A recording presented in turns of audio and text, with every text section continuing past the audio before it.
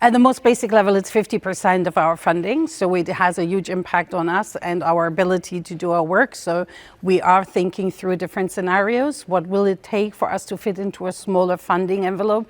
But obviously, we are also trying to await what the decisions of the outcomes of the review are and not to premeditate those outcomes. The impact is for all of us, right? It's for the whole global health system or for the whole global development system.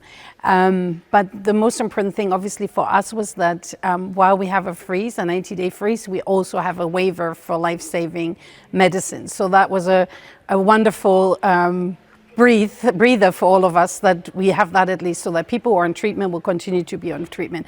So yes, at this particular point, we're asking other governments and other donors to stand in solidarity with us to make sure that we don't lose the gains that we have made.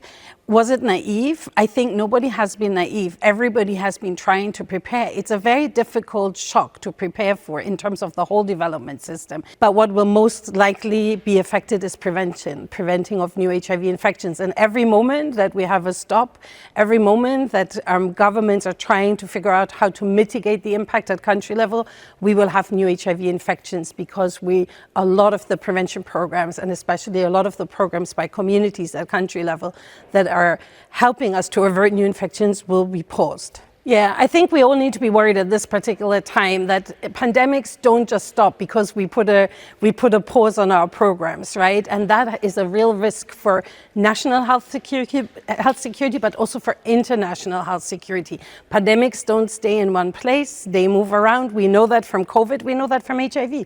We have been dealing with HIV and responding to HIV for 40 years. And I think that is where the greatest risk is right now, if we are not addressing it as a global community, but are trying to find individual solutions to something that affects all of us in the world. And we know that pandemic outbreaks can happen over and over again. We have seen it. We have some HIV epidemic outbreaks right now. We have them in the Philippines. We have them in Fiji.